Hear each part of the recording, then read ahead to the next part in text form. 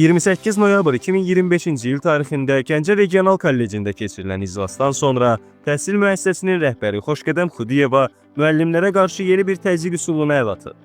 Belə ki, o müəllim heyətinin daxil olduğu qrup yazışmasında ChatGPT-dən əldə etdiyi hüquqi və inzibati məlumatları paylaşaraq əleyhinə ediləcək şikayətlərin nəticələrinin nə ola biləcəyi barədə müəllimlərə dolayı formada mədəni təhdid ünvanlayıb.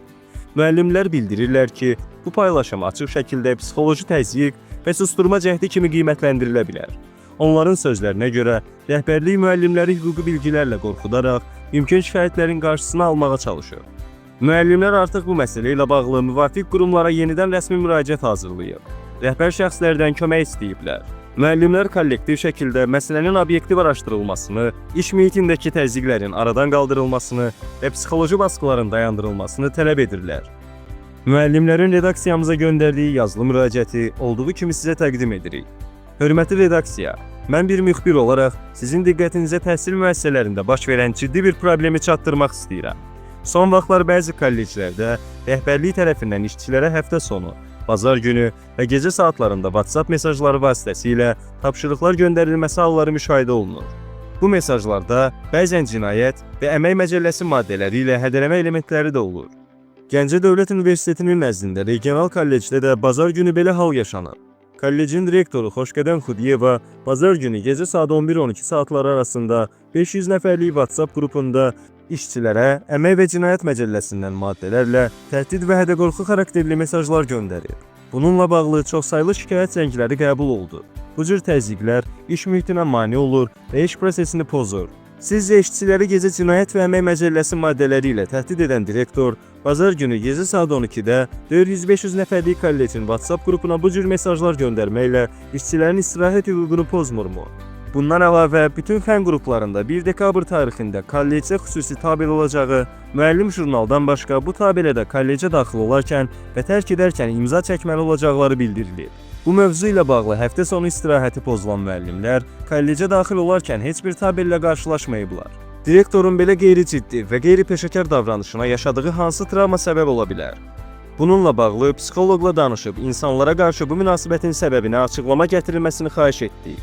Psixologiyada bir sıra rəhbər davranışları vardır ki, travmatik xarakter daşıyır. Həddindən artıq nəzarət etməyə ehtiyacı. Psixologiyada buna out-of-control behavior deyilir. Bu çox vaxt uşaqlıqda özünü gücsüz hiss etmək, valideynlər tərəfindən çox sərt nəzarətə məruz qalmaq, özünü daim sübut etmə ehtiyacı olmaqla əlaqələndirilir. Belə insanlar yetkinlikdə kiçik mövzulara belə əsassız təlimat verir. İnsanları gecə də olsa idarə etməyə çalışır. Rəhbərliyi güc vasitəsi kimi görür. Bu klinik diaqnoz olmasa da ümumi davranış pozğunluğu modelidir. Hamı məni dinləməlidir mövqeyi. Bu çox vaxt özünü dəyərsiz hiss edən, hörmət görməyən, gücə ehtiyacı olan insanlarda formalaşır. Psixologiyada buna kompensator liderlik deyilir. Yəni insan içindəki boşluğu hamıya hökm etməklə doldurmağa çalışır. İşçiyə cüzi tapşırıqlar verib özünə dəyər yaratmaq. Bu davranış adətən liderlik bacarığı zəif olduqda, idarə etmə bilikləri çatışmadıqda, özünə güvən az olanda baş verir. Belə insanlar işçiləri kiçiltməklə özlərini böyük göstərməyə çalışır.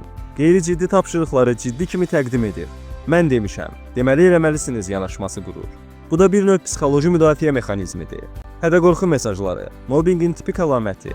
Bunlar peşəkar rəhbərin davranışı deyil. Bu təşkilati davranış elminə görə psixoloji təzyiq, mobbinq hesab olunur. Səbəblər, idarəetmə bacarığının olmaması, professional özgüvənsizliyin gizlədilməsi, şəxsi komplekslərin iş mühitinə daşınması. Mobbinq edən rəhbərlər çox vaxt empatiyası zəif olan və güclü görünməyə ehtiyacı yaşayan insanlardır. Belə davranış nə dərəcədə doğrudur? Heç bir dərəcədə doğru deyil. Hüquqi baxımdan işçiləri həftə sonu narahat etmək qanunsuzdur. Gecə vaxtı və həftə sonu tapşırıq vermək qanunsuzdur. Hədə-qorxu gəlmək inzibati xətadır. Yazışmalarda təzyiq elementi varsa, bu mobbinq sayılır. Etik baxımdan bu peşəkarlıqdan uzaqdır. Rəhbər mədəniyyətinə uyğun deyil, işçi hüquqlarının pozulmasıdır. Nəzərinizə çatdırıram ki, qanunvericiliyə görə işçilərin istirahət hüququ qorunur. Nə həftə sonu, nə də gecə vaxtı onlardan iş tələb edilməsi qadağandır. Bu cür davranışlar yalnız hüquqa zidd deyil, həm də işçilərin psixoloji sağlamlığına ciddi zərər verir. Kollektivdə stres və qorxu mühiti yaradır. Xahiş edirəm ki, bu məsələyə diqqət yetirilsin və təhsil müəssisələrində işçilərin hüquqlarının qorunması üçün ictimaiyyətə məlumat verilsin. Təşəkkür edirik. qarşı tərəfin mövqeyini də işıqlandırmağa hazırıq.